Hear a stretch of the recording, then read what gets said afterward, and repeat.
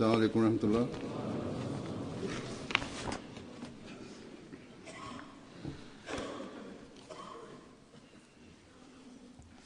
अशहदु अल्ला इलाहा इल्लल्लाह वहदहु ला शरीका लहु व अशहदु अन्ना मुहम्मदन अब्दुहु व रसूलुहु अम्मा बअदु फ़अऊज़ु बिल्लाहि मिनश शैतानिर रजीम। बिस्मिल्लाहिर रहमानिर रहीम।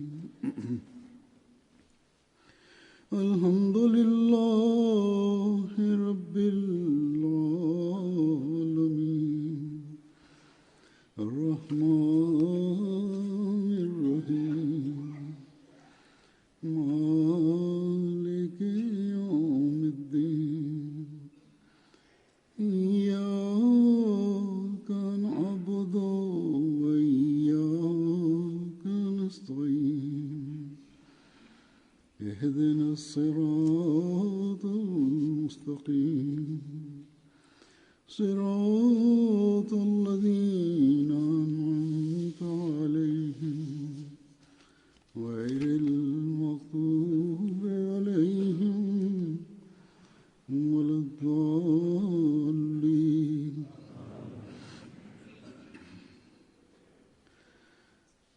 हज़रत मुस्लिम मऊद रज़ियल्लाहु अन्हु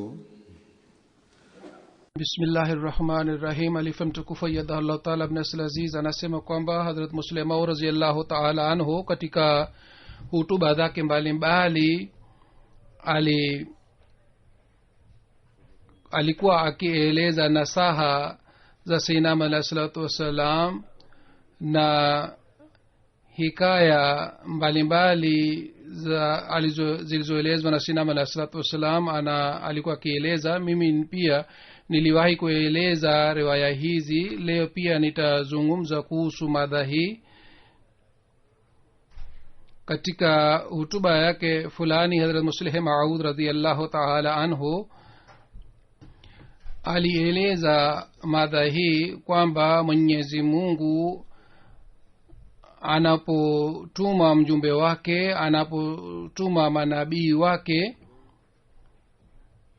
kwa kuwatuma anawasaidia pia,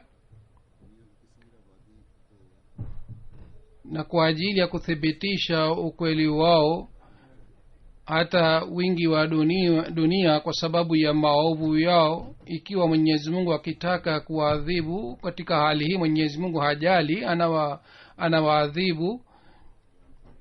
Kuhusiana na hii hikaya moja aliyoeleza Sayyidina alayhi salatu wassalam, Hadhrat Muslim Maud radhiyallahu ta'ala anhu kwa kueleza habari yake anasema kwamba katika utoto wetu tulikuwa na shauku ya kusikia stories na hikaya, na tulikuwa tukimwambia Sayyidina alayhi salatu wassalam kwamba atuelezee hikaya mbalimbali. Sayyidina alayhi salam alikuwa akituelezea, alitusomea hikaya mbalimbali, kwa hiyo tulikuwa tukipata mafunzo. Sasa hivi nimekumbuka hikaya moja niliyosikia kutoka kwa Sayyidina alayhi salatu wassalam. Sayyidina alayhi salatu wassalam alisema kwamba wakati wa Hazrat Nuh alayhi salatu wassalam tufani ilikuja kwa sababu ya hii kwamba watu walikuwa wabaya sana wakati ule na walianza kufanya madhambi.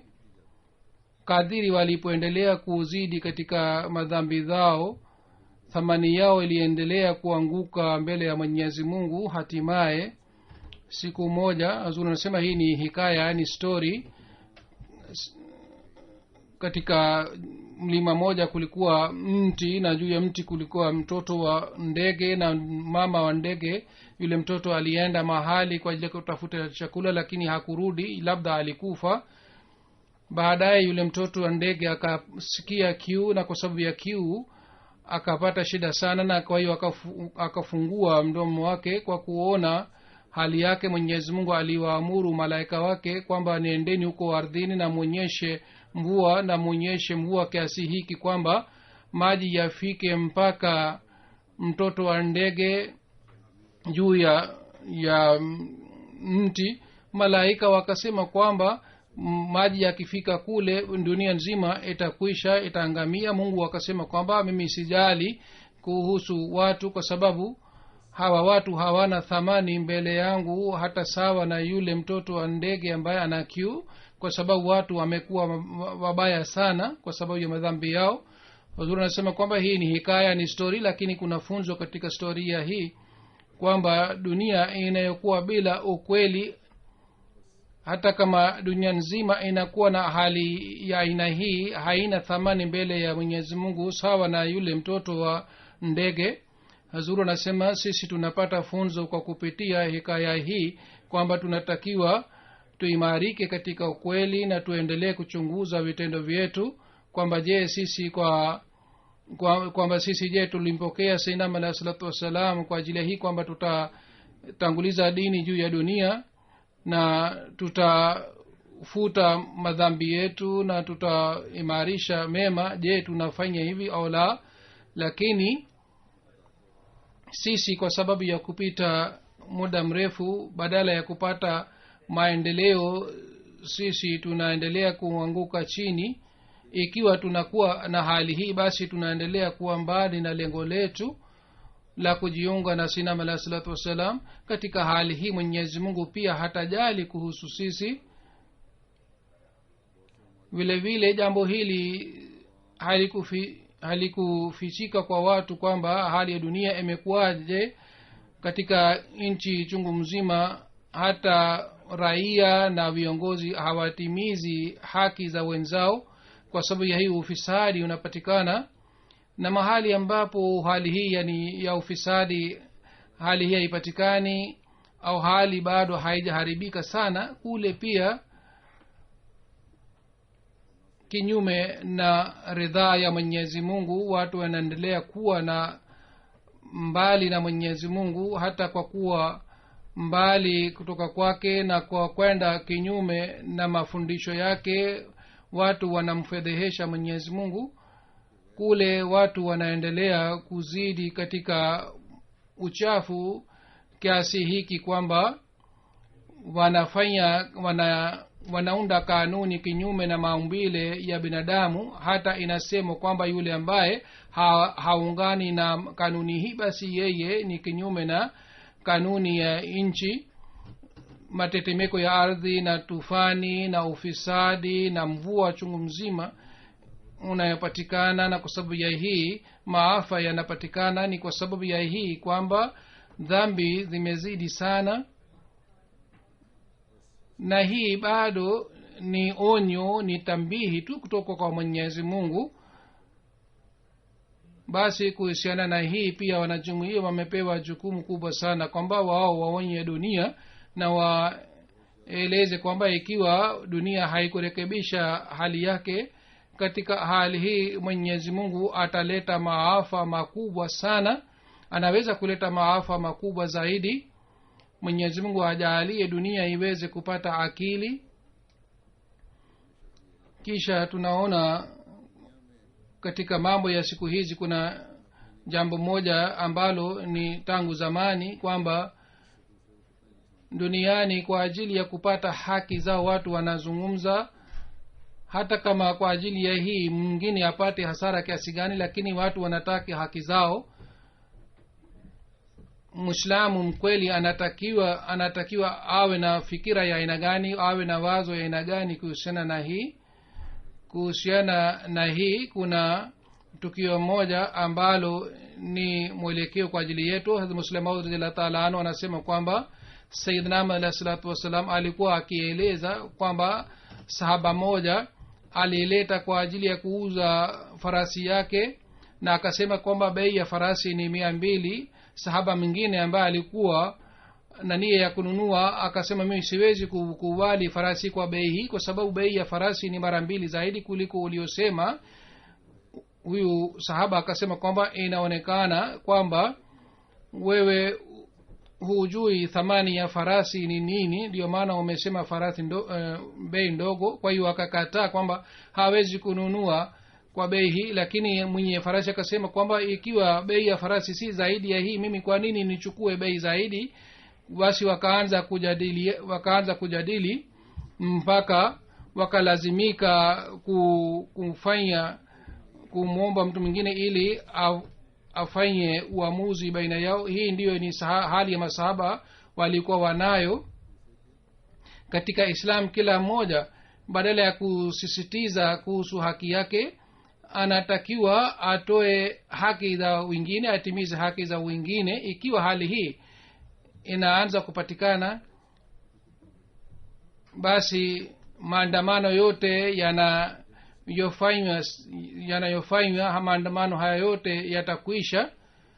Lakini mema ndogo angalau ni hii kwamba ikiwa mtu anaona kwamba mtu fulani ana haki yake, basi anatakiwa ampatie haki yake.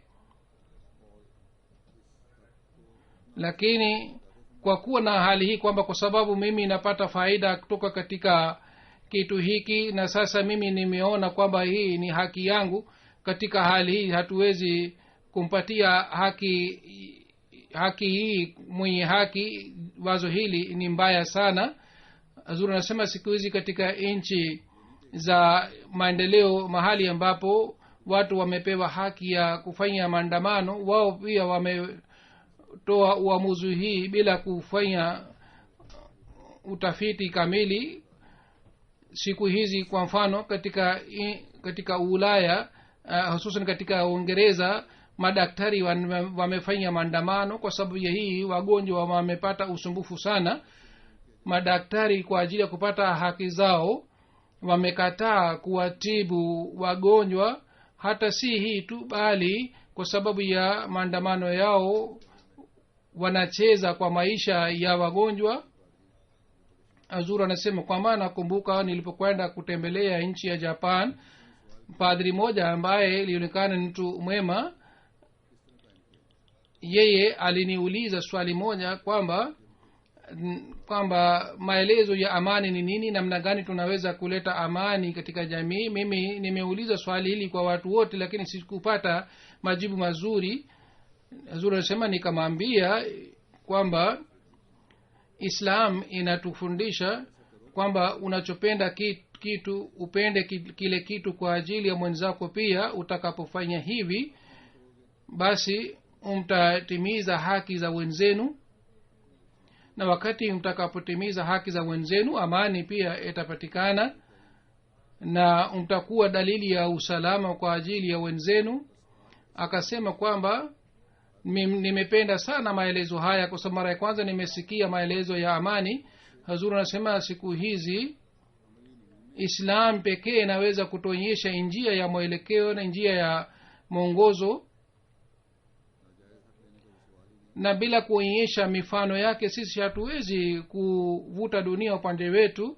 Sisi hatuwezi kupata haki ya watu wengine au kunyang'anya haki za wengine, hata kama sisi tunalazimika kuacha haki yetu.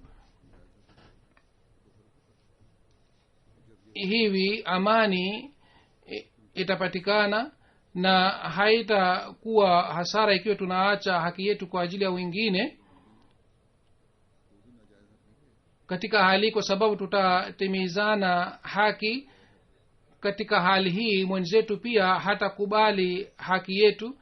Yeye haiwezi kukubali kitu ambacho si haki yake. Lakini inasikitika kwamba baadhi wakati katika kadhaa ya jumuiya pia mambo ya aina hii yanapatikana, kwamba ndugu ananyima haki ya nduguye au ananyima haki ya jamaa zake.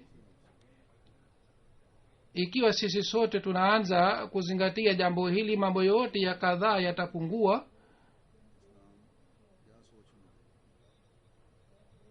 Kwa ajili ya kufuta ugomvi na ufisadi, Islam inatupatia fikira gani na masahaba walituachia mifano gani? Katika riwaya inapatikana kwamba safari moja baina ya Imam Hasan na Imam Hussein ihtilafu ilipatikana. Azuri anasema baadhi wakati kati ya ndugu ihtilafu inapatikana na wanaanza kujadili. Hazrat Imam Hasan alikuwa mpoli sana, lakini Hazrat Imam Hussein radhiyallahu ta'ala anhu alikuwa kidogo mwenye jazba. Kwa hiyo waka ihtilafiana kuhusu jambo fulani na imam Hussein alionyesha kidogo ukali, lakini imam Hassan akaonyesha subira sana. wakati wa ikhtilafu ile masahaba kadhaa pia walikuwepo pale, na ugomvi ulipokwisha kesho yake mtu mmoja akamwona hadrat imam Hasan radhiallahu taala anhu anaenda kwa mbio upande mmoja. yule mtu akamuuliza hadrat imam Hasan kwamba unaendaje, unaenda wapi? hadrat Hasan akasema kwamba mimi naenda kumuomba radhi hadrat imam Hussein. yule mtu akasema kwamba wewe unaenda kuomba radhi ila hali mimi mwenyewe nilishuhudia ugomvi wenu jana, na najua kwamba imam Hussein alitumia maneno makali dhidi yako. sasa hii ni jukumu lake kwamba aje na aombe radhi kutoka kwako badala yako kwamba wewe unaenda kuomba radhi kutoka kwake. hata sana akasema ni sawa, ni hivyo ndivyo ilivyotokea, ndiyo maana mimi naenda kumuomba radhi kwa sababu yeye alitumia maneno makali dhidi yangu. kwa sababu sahaba moja alinielezea kwamba mtume Muhammad sallallahu alaihi wasallam alisema safari moja kwamba watu wawili wanapogombana, mmoja wao anayefanya sulhu mapema yeye ataingia peponi miaka 500 kabla ya yule mwingine. kwa kukumbuka hii nikapata wazo hili kwamba jana nilisikia maneno makali kutoka kwa Imam Hussein. alitumia maneno makali dhidi yangu, ikiwa yeye anatangulia na ananijia kabla ya kwenda mimi na akiomba radhi kutoka kwangu, basi mimi nitakosa rehema hii ya Mwenyezi Mungu kwamba sitaingia miaka 500 kule peponi. kwa hiyo mimi sitaki kwamba nipate hasara hapa na dunia. kwa hiyo naenda ili niombe radhi ili niingie peponi miaka 500 kabla kutoka yeye. Huzuri anasema hii ndiyo ni hali tunatakiwa tuwe nayo. Hadrat Muslim radhiyallahu ta'ala anhu anasema kwamba wakati fulani nilimsikia Hadrat Sayyidina alayhi salatu wassalam joke moja, labda joke ile imeelezwa katika hikayati Hariria.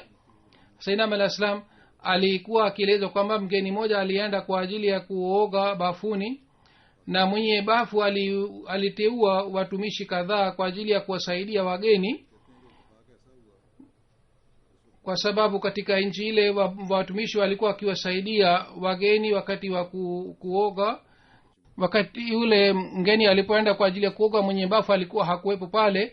kwa hiyo alipotaka kwenda kwa ajili ya kuoga, watumishi wote wakamkamata na ilikuwa rahisi kufanya msaji juu ya kichwa chake. kwa hiyo kila mmoja akashika kichwa chake, kila mmoja akasema hiki ni kichwa changu na mwingine anasema hiki ni kichwa changu. kwa hiyo wakaanza kugombana. katika hali hii mtumishi mmoja akampiga kisu na kesi ikafika mahakamani. mbele ya mahakama pia mtumishi mmoja alikuwa anasema kwamba hiki ni kichwa changu, mwingine alikuwa anasema hiki ni kichwa changu. hakimu alipomuuliza yule mgeni akasema kwamba hawa watumishi ni wajinga na mimi sishangai kwa sababu ya hali yao, lakini nashangaa kwamba wewe pia umeniuliza swali hili ila hali kichwa ni changu, si kichwa changu ni kichwa cha huyo, ni kichwa cha huyo mtumishi mwingine.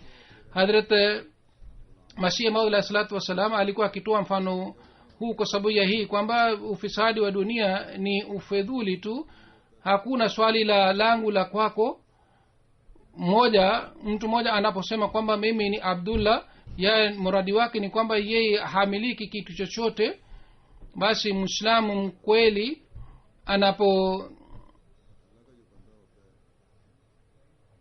anaposema kwamba yeye ni mtumishi wa Mwenyezi Mungu, basi katika hali hii hakuna swali langu na lako. katika hali hii anakuwa mtumishi wa Mwenyezi Mungu na mali yake yote ni ya Mwenyezi Mungu, si ya kwake.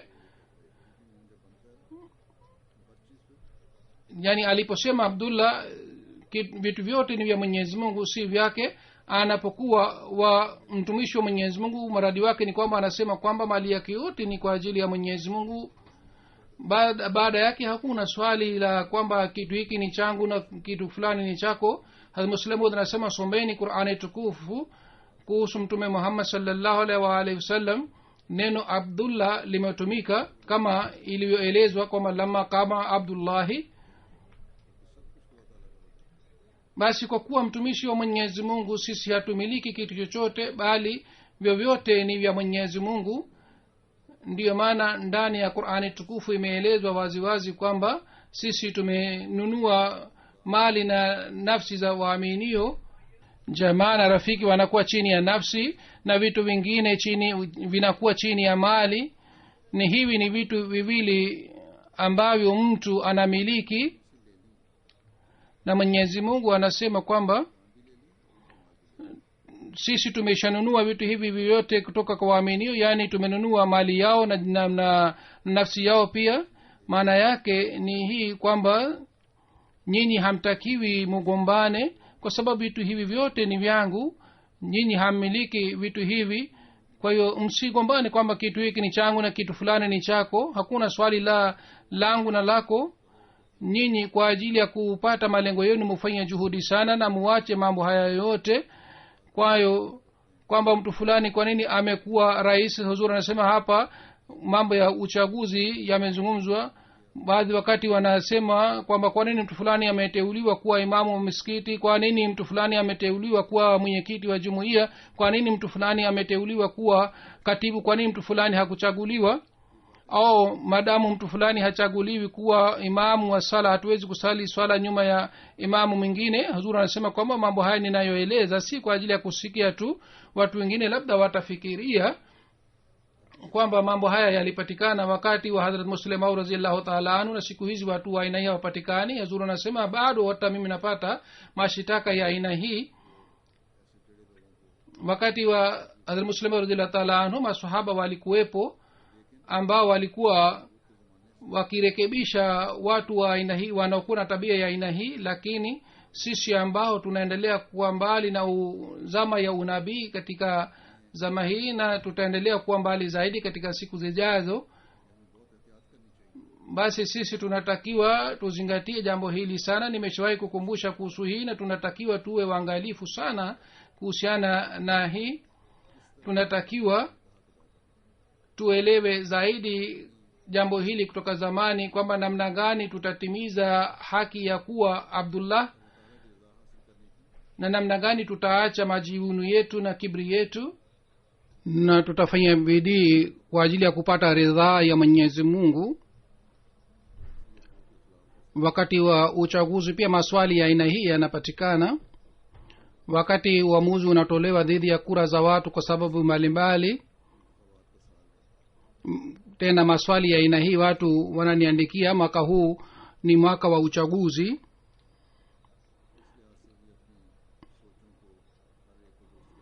mwaka huu katika jumuiya uchaguzi utafanyika. kuhusiana na hii kila mmoja anatakiwa arekebishe fikira zake kwamba baada ya kufanya maombi kwa kuacha nyuma ujamaa wa kila aina, mutumie haki yenu vizuri, mutumie raya yenu vizuri, kisha baadaye uamuzi unapotolewa basi mkubali uamuzi ule moja kwa moja kwa kuacha nafsi zenu na faida za nafsi zenu, mupige kura zenu. baadhi wakati katika uchaguzi wa idara za jumuiya pia maswali ya aina yanapatikana. hivi karibuni katika nchi fulani uchaguzi wa lajna ulifanyika. nimepokea barua kutoka nchi ile kwamba kwa nini mtu fulani ameteuliwa, kwa nini mtu mwingine hakuteuliwa, huyu aliyechaguliwa huyu ni mwanamke wa aina hii na hii. huzuri anasema tunatakiwa tuepukane na ufedhuli wa aina hii, na yeyote aliyeteuliwa katika muda aliyoteuliwa inatakiwa asaidiwe na wenzake na wanajumuiya wote.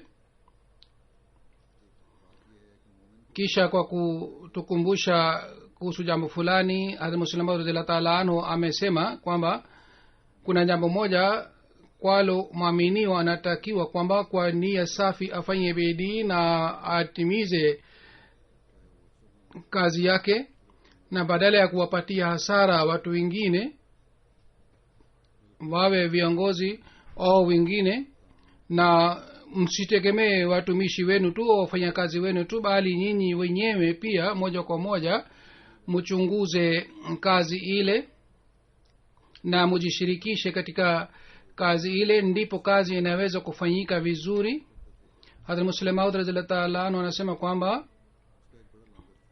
sayyidina alayhi salatu wasalam alikuwa akisema kwamba kulikuwa mtu mtajiri mmoja alikuwa akipika chakula kwa ajili ya watu wengi, na watu wengi walikuwa wakila chakula katika nyumba yake, lakini kulikuwa kasoro moja kwamba usimamizi ulikuwa si mzuri. Yule mtu alikuwa mtajiri, lakini alikuwa hataki kuchunguza kazi na usimamizi, na wafanyakazi wake walikuwa haini na walikuwa si waaminifu. Walikuwa wakinunua chakula ghali na walikuwa wakinunua kidogo, na wale waliokuwa wakitumia vyakula vile walikuwa wakipeleka nyumbani, na wapishi walikuwa wakila chakula, na wengine walikuwa wakiwalisha jamaa zao, na walikuwa wakipoteza chakula hapa na pale. vile vile store rooms pia zilikuwa zikiachwa wazi, na usiku umbwa na wanyama mapori walikuwa wakila chakula na walikuwa wakiharibu vyakula. Matokeo yake yalikuwa haya kwamba yule mtu akachukua mkopo mkubwa sana kwa sababu ya uharibifu wa usimamizi huu. Baada ya miaka 20 aliambiwa kwamba amefilisika kabisa. Yule mtu alikuwa mwenye huruma sana, kwa hiyo hakutaka kwamba afunge jiko lake. Kwa hiyo yeye alikuwa hana uwezo wa kulipa mkopo. Akawaita marafiki zake, yeye hakueleza kasoro yake ni nini, na akasema kwamba mimi nimechukua mkopo mkubwa sana, niambieni nifanye nini. Wale marafiki zake wakasema kwamba store room haina mlango, kwa hiyo uweke mlango, kwa sababu usiku wanyama na umbwa na wengine wanaharibu chakula. Ukiweka mlango katika store room basi unaweza kuhifadhi vyakula. Kwa hiyo akaamuru kwamba mlango uwekwe. Kwa hiyo mlango uliwekwa. Huzuri anasema hii ni hikaya tu, ni story tu, na katika story hata wanyama pia wanazungumza. Inasemwa kwamba usiku umbwa na wanyama wengine walipoona kwamba mlango umewekwa wakaanza piga kelele, na umbwa mmoja mzee mmoja akaja pale akauliza, kwa nini mnapiga kelele hapa? Wengine walikuwa pale wakasema kwamba store room imewekwa mlango, sasa tutakulaje, tutakula wapi? Kwa sababu umbwa na fox wote walikuwa kila hapa. Yule umbwa mzee akasema kwamba bure mnalia, mnapiga kelele na mnapoteza muda wenu. Yule mtu ambaye kwa miaka 20 aliona nyumba yake inanyang'anywa, mali yake inanyang'anywa, na hakufanya mpango wote kwa ajili ya kuhifadhi mali, nani atafunga mlango wa story hii? Mwenyewe hatachunguza. Kwa hiyo msiwe na wasiwasi. Katika storia hii imeelezwa kwamba ikiwa tunaposema tukitaka au tunataka, ni tofauti kubwa sana baina ya maneno haya mawili. Wale umbwa na foxes walipiga kelele kwamba akitaka na akifunga mlango tutakulaje au tutakula wapi? Yule umbwa ambaye alikuwa mzoefu na alikuwa mzee akasema kwamba yule mtu mtajiri hatataka, kwa hiyo haina haja ya kupiga kelele na kulia. Baada ya kueleza hikaya hii, Muslimu anasema kwamba ikiwa wanajumuiya wetu hawataki, basi hakuna kitu chochote kinachoweza kutokea, lakini wakitaka, katika hali hii kazi ngumu pia wanaweza kufanya katika siku chache. Hadhrat Muslimu anasema kwamba katika hikaya yetu ya watoto wetu kuna storia ya Aladdin alikuwa mtu maskini. Alipata taa moja. Alipokuwa akisugua taa ile, jini moja alikuwa akitoka kutoka katika taa ile. Huzuri anasema hii ni hikaya na storia ya watoto, na jini alikuwa akifuata amri za Aladdin. Kwa mfano, aliposema kwamba ajenge nyumba kubwa sana kwa ajili yake, jini alikuwa akitengeneza nyumba, alikuwa akijenga nyumba kwa ajili yake. Katika watoto wetu tulikuwa tukiamini kwamba hikaya hii ni sawa. Tulipokuwa wakubwa tukaona kwamba hii ni wazo tu, ni historia tu na ni hikaya tu, hakuna ukweli wake. Lakini sasa tulipoingia katika uzeeni, sasa tunaona kwamba hikaya hii ni sawa. Zuru nasema watu waliokaa hapa wataona kwamba Hazrat Muslimu amesema alipokuwa mzee akaona kwamba hii si historia bali ni tukio lililotokea, lakini lazima inakuwa taa ya Aladdin. Lakini anasema kwamba ile inakuwa si taa ya mafuta bali inakuwa taa ya nia. na yule ambaye anapewa taa ile anatengisha taa ile.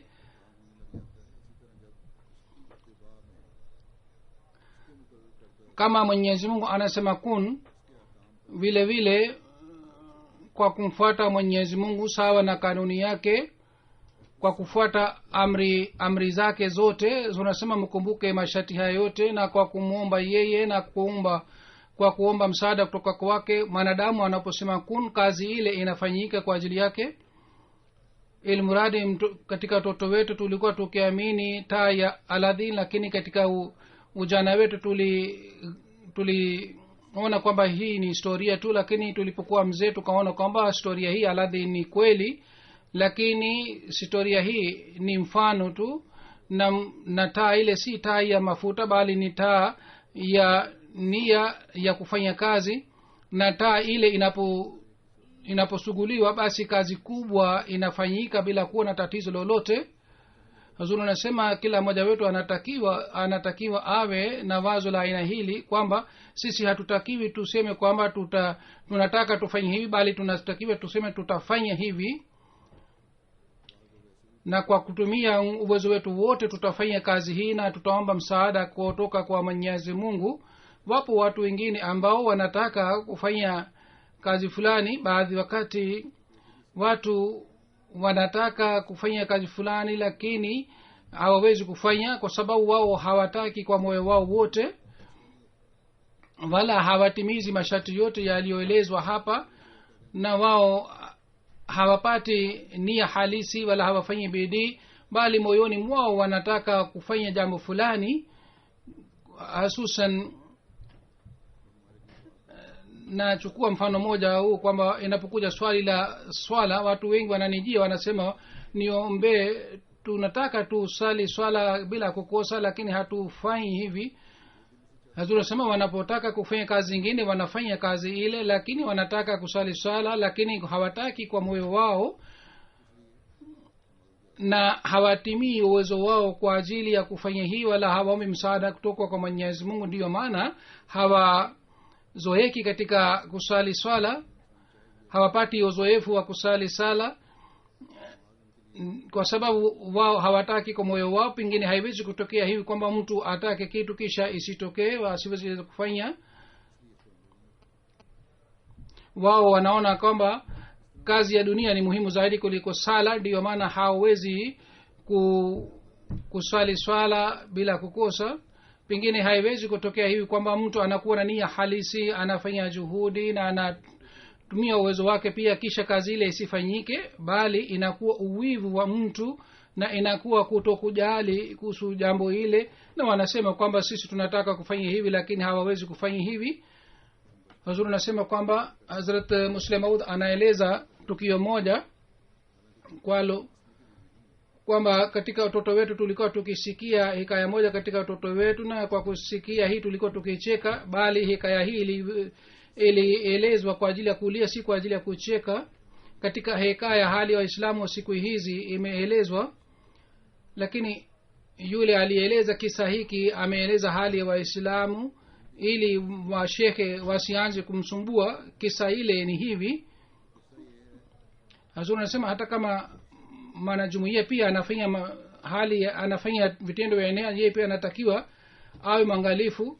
Kisa ni hivi kwamba kulikuwa mfanyakazi wa nyumbani alikuwa akiamka kwa ajili daku, lakini alikuwa hafungi saumi.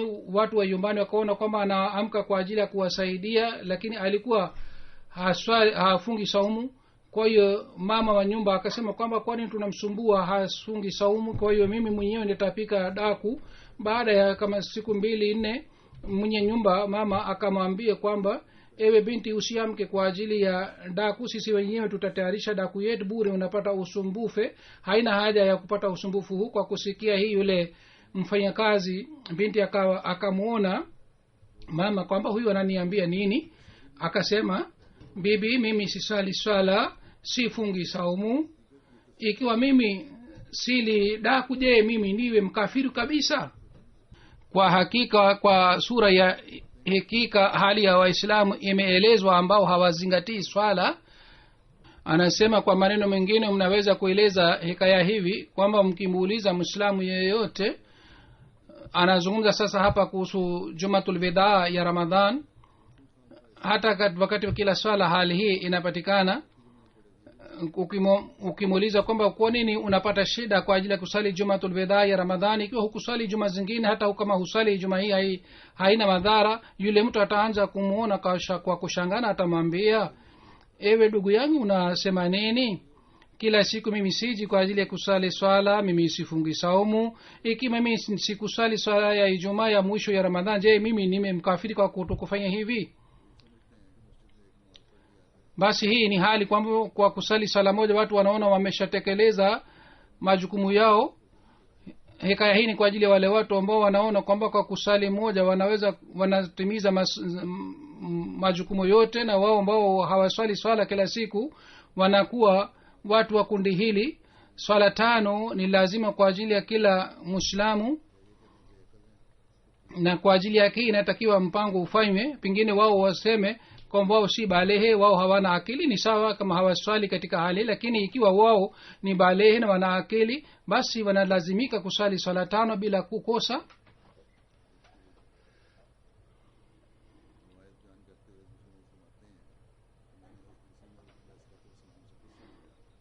Kwa kueleza kisa moja, Hazrat Muslim Maud radhiyallahu ta'ala anhu anasema, nilimsikia Sayyidina alayhi salatu wasalam kwamba mfalme mtajiri anapokwenda mahala popote, pamoja naye mtumishi wake pia anakwenda naye, na mtumishi wake haombi ruhusa ya kwenda pamoja na mtajiri wake. Hazur anasema hata siku hizi pia muangalie kwamba wabunge wanakuja pamoja nao, protocol officers pia walinzi wao pia wanakuja, na wote wanakuwa pamoja naye, na wao hawaombi ruhusa ya kuingia ndani. Kwa mfano Viceroy akimuita governor katika India na Pakistan, wakati ule ilikuwa serikali ya Uingereza, Hazrat Muslim anasema kwamba Viceroy akimuita governor akienda pamoja naye, mtumishi pia ataenda pamoja naye.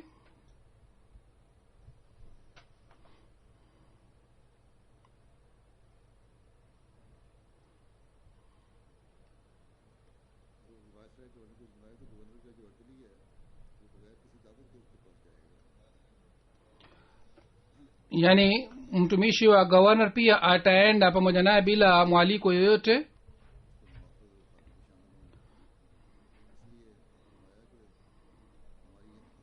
Na kule pamoja naye walinzi wake pia watakwenda na watakula chakula pamoja naye. Kwa hiyo amesema ikiwa hali yetu ni duni aina gani, lakini ikiwa nyinyi mnajenga uhusiano wenu na malaika wakienda mahala popote, nyinyi pia mtaenda pamoja nao. Yani mkijenga uhusiano na Mwenyezi Mungu, mtakapokuwa karibu na Mwenyezi Mungu, mtajenga uhusiano na malaika wake na mtakuwa watumishi wao. Ikiwa malaika wanaenda katika mioyo ya watu, nyinyi pia mtaenda pamoja nao. Basi anasema kwamba muelewe nguvu hii ambayo Mwenyezi Mungu ameumba kwa ajili yenu. Nguvu yenu itapatikana kwa sababu ya imani yenu. Kwa ajili ya kuimarisha nguvu hii, mujenge uhusiano mzuri na malaika ili muweze kuifikia mioyo ya watu. Ikiwa nyinyi mnafikia mioyo za watu, basi mpazia zote zitachukuliwa, na mahala popote nuru ya Mwenyezi Mungu itakapofika, nyinyi pia mtafika kule. Hazrat Muslim radhiyallahu ta'ala anhu aliwasihi watu walikuja kwa ajili ya kushiriki mkutano wa mwaka kwamba nyinyi muelewe majukumu yenu na jinsi kwa shauku mmekuja hapa mutimize majukumu mengine pia. Nyinyi msije kama watu wanakuja kwa ajili ya kuangalia meli mapema. Kwanza nyinyi mujenge uhusiano wenu na Mwenyezi Mungu. Kwa kuwa hivi mtajenga uhusiano wenu na malaika, na hali yenu hii itakapoleta athari juu ya mioyo ya watu, basi malaika watafanya kazi zenu, na mahala popote wale malaika wakienda watafikisha majina yenu pia, kwa sababu nia yenu ni safi na imani yenu inaimarika na mnafanya kazi kwa ajili ya Mwenyezi Mungu. Basi jambo hili la msingi inatakiwa likumbukwe kila wakati, kwamba sisi tunapojumuika, iwe jalsa salana, ijtimaa tunajumuika kwa ajili ya kuimarisha imani yetu. Katika hali tunatakiwa tupate hali ile halisi ya kuimarisha imani yetu. Hafla zetu na mkutano wetu usiwe yenye kuzidisha imani kwa muda tu, kwa muda mfupi, bali hali hii inatakiwa iendelee. Kisha malaika pia watakuwa wasaidizi wetu, na mahala popote katika hali hii tukifanya juhudi, malaika wataingia pale na wataweka athari pale, na juhudi yetu litapata mafanikio. Tunatakiwa tukumbuke kwamba muamini halisi ni yule ambaye anafanya vitendo vizuri. Basi mtu anapofanya vitendo vizuri kwa unyenyekevu na kwa istighfar, anatakiwa aombe msaada kwamba apate nafasi na uwezo wa kufanya vitendo vizuri zaidi, ili silsila hii endelee na mwisho wake uwe mwema. Hazrat Muslim Maud anasema kwamba maswahaba kadhaa wanasema, tulipokuwa tukimwona mtume Muhammad sallallahu alaihi wasallam anafanya maombi, tulikuwa tukidhani kwamba kama mboga inapikwa katika mtungi, basi mchunguze hali ya kurekebika kwenu na msidhani kwamba mnafanya kazi njema, kwa sababu baadhi wakati katika kazi njema pia uharibifu unaweza kupatikana. Hadha Masimoda alikuwa akisema kwamba haijulikani imekuwa nini kwamba siku hizi watu wanarudi baada ya kufanya haji, na baada ya kufanya haji wanakuwa wenye kibri zaidi na wanaanza kufanya maovu zaidi kuliko zamani. Kasoro hii inakuwa kwa sababu ya hii kwamba hawaelewi lengo la kuhiji, na badala ya kupata faida kwa kiroho wao kwa ajili ya kuitwa haji wanaanza kufanya kibri. Pamoja na hii Sayyidina Ali salam alikuwa akieleza kisa moja kwamba mwanamke mmoja alikuwa amekaa katika stesheni, mtu mmoja akaiba shuka lake. Aliposikia baridi akitaka kujifunika, akaona kwamba shuka lake limepotea. Kwa kuona hali hii akaanza kusema kwamba ndugu yangu haji, nilikuwa na shuka moja tu, tafadhali nipatie. Mtu mmoja alikuwa amekaa pale, yule aliiba shuka lake. Yule aliyeiba shuka lake akaona fedheha, akamrudishia shuka lake na akamuuliza yule mwanamke kwamba umejuaje kwamba aliyeiba shuka lako ni haji? Akasema kwamba katika zama hii ni haji tu ambaye anaweza kufanya kazi ya aina hii. Basi msidhani kwamba mnafanya vitendo vizuri, msidhani kwamba tuna nia safi. Mtu akifanya kazi njema kiasi gani, uharibifu unaweza kupatikana katika kazi ile. Hata kama mtu anakuwa na nia safi kiasi gani, lakini ile nia yake inaweza kuharibu imani yake, kwa sababu imani haipatikani kwa sababu ya vitendo vyetu, bali imani inapatikana kwa rehema ya Mwenyezi Mungu. Huzur anasema hili ni jambo la msingi, linatakiwa likumbukwe. Tukifanya vitendo hata kiasi gani, ikiwa fadhila za Mwenyezi Mungu hazipatikani, imani haiwezi kukamilika. Basi nyinyi muendelee kuangalia na kuomba rehema ya Mwenyezi Mungu, na inatakiwa nyinyi muone mikono ya Mwenyezi Mungu, kwa sababu mwenye omba anapodhani kwamba mimi nikiamka kutoka katika mlango wa Mwenyezi Mungu siwezi kufunguliwa mlango mwingine, yule mtu anapata fadhila za Mwenyezi Mungu. Basi nyinyi mnatakiwa muzingatie kila wakati Mwenyezi Mungu. Mtakapoendelea kumzingatia Mwenyezi Mungu, basi mtapata ufaulu, kwa sababu yule anayemtegemea Mwenyezi Mungu kila wakati, yeye hakuna anayeweza kumpatia hasara. Lakini mtu anapoanza kumtegemea mtu mwingine na akitoka katika nyumba na mlango wa Mwenyezi Mungu, katika hali hata kama akifanya vitendo vizuri kiasi gani, yeye hawezi kuwa na makao mazuri, bali anakuwa pamoja na shetani. Basi toba na istighfar na kuomba fadhila za Mwenyezi Mungu na kuomba rehema yake ni vitu ambavyo vinatupeleka katika mwisho wetu mwema. Hazrat Muslim radhiyallahu ta'ala anhu anasema kwamba Sayyidina Ali salam alikuwa akieleza kisa mmoja kwamba kwa Hazrat Abubakar au kwa Hazrat Umar radhiyallahu ta'ala anhu uizi ulitokea, na dhahabu yao iliibiwa wao walikuwa na mtumishi mmoja alikuwa akipiga kelele sana kwamba watu wa aina hii wanapatikana ambao wanaiba hata kwa halifa wa Mwenyezi Mungu, na watu hawa hawaoni haya hata kidogo. Na alikuwa akimlaani muizi sana, na alikuwa akisema kwamba Mwenyezi Mungu amdhililishe.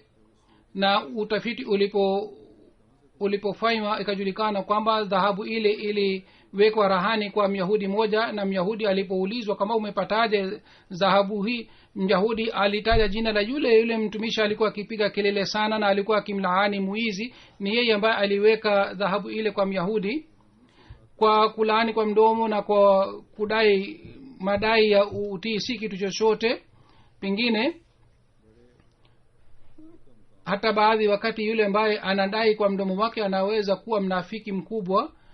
Kwa hiyo huzuri anasema kwamba jambo hili ni lenye fikira sana, tunatakiwa tuzingatie sana jambo hili.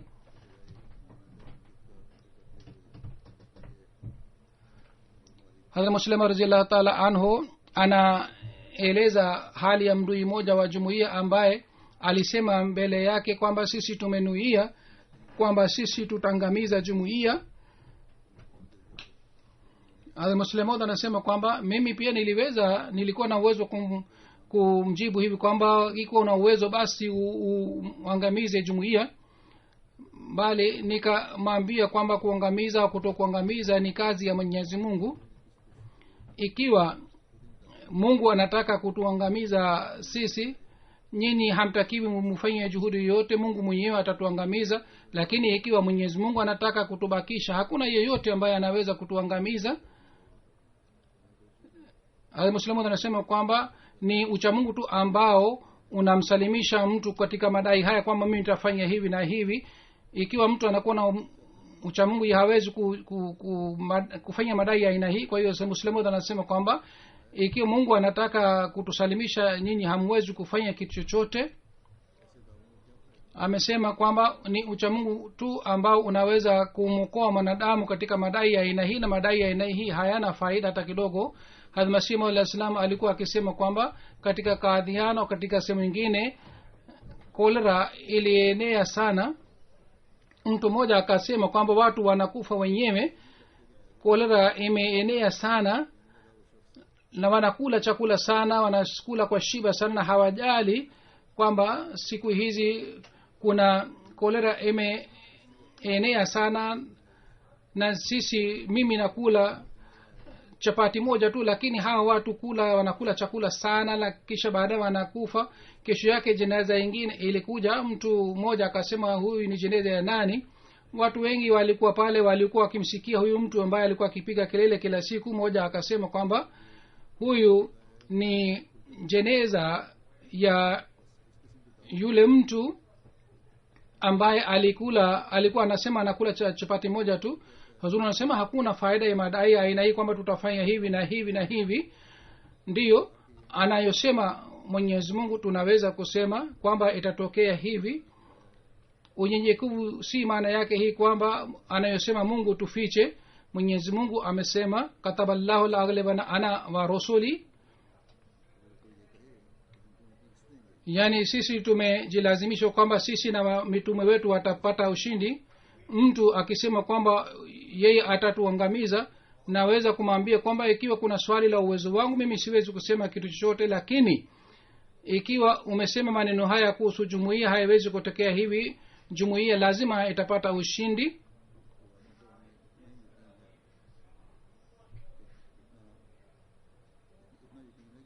Sisi tuna yakini juu ya ahadi za Mwenyezi Mungu.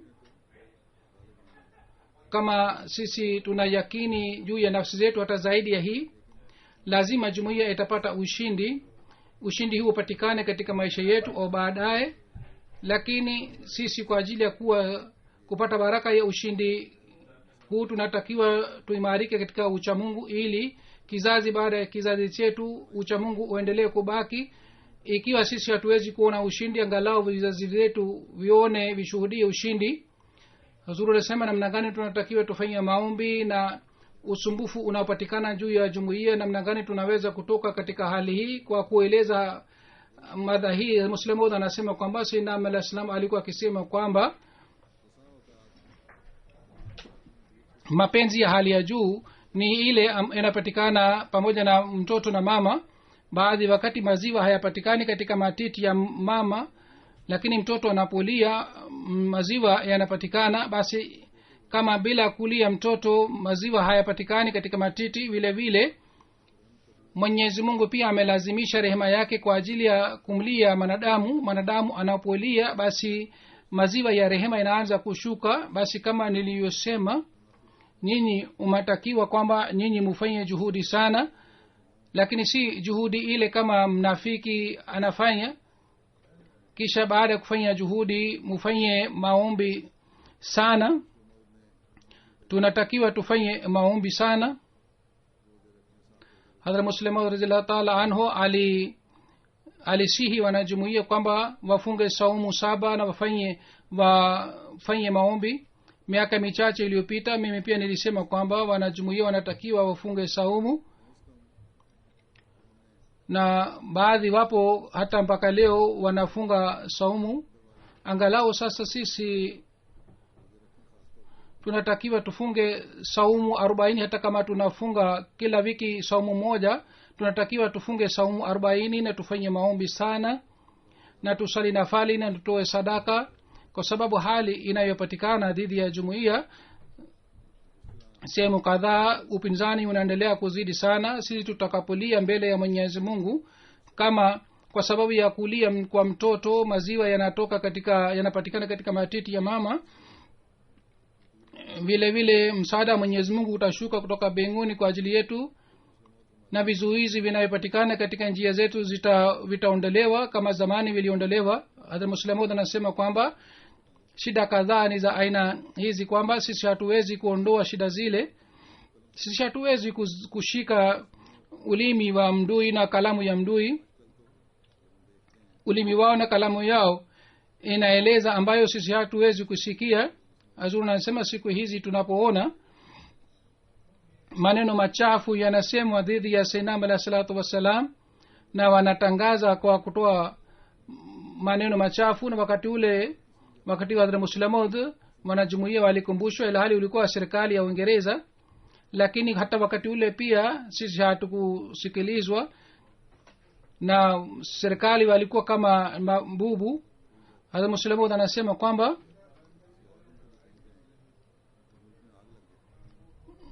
maneno yanayosemwa dhidi ya Sayyidina alayhi salatu wasallam, maneno haya yakisemwa kuhusu mtu mwingine, basi moto utawaka nchini.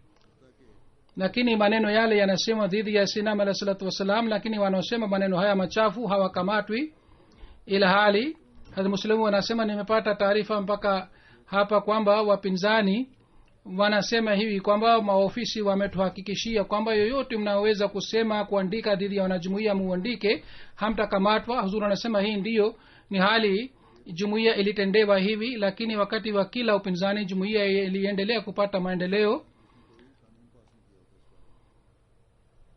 hii ilikuwa hali ya serikali ya wakati ule ambayo ilikuwa haikupitishwa kanuni yoyote, lakini katika Pakistan dhidi ya wanajumuia kanuni imepitishwa, imekubaliwa, na kanuni pia inawasaidia wapinzani wa jumuiya, na wao wakitaka kitu chochote, wanataka kufanya yoyote dhidi ya jumuiya wanafanya.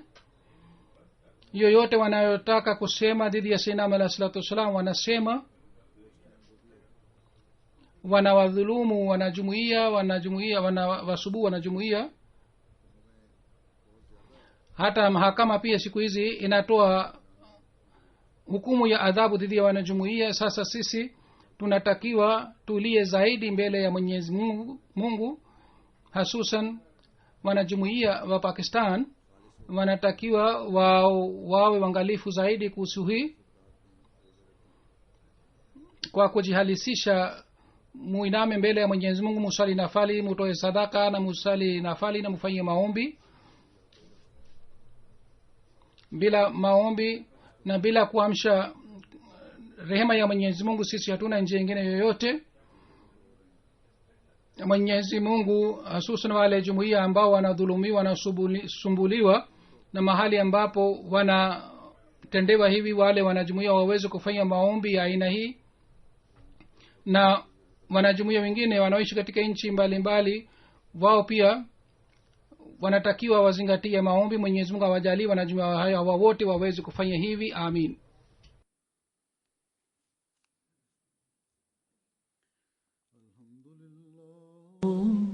الحمد لله نحمده ونستعينه ونستغفره ونؤمن به ونتوكل عليه ونعوذ بالله من شرور أنفسنا ومن سيئات أعمالنا من يهده الله فلا مضل له ومن يضلل فلا هادي له ونشهد أن لا إله إلا الله ونشهد أن محمدا عبده ورسوله. عباد الله رحمكم الله إن الله يأمر بالعدل والإحسان وإيتاء ذي القربى وينهى عن الفحشاء والمنكر والبغي يعظكم لعلكم تذكرون. اذكروا الله يذكركم وادعوه يستجب لكم ولذكر الله أكبر.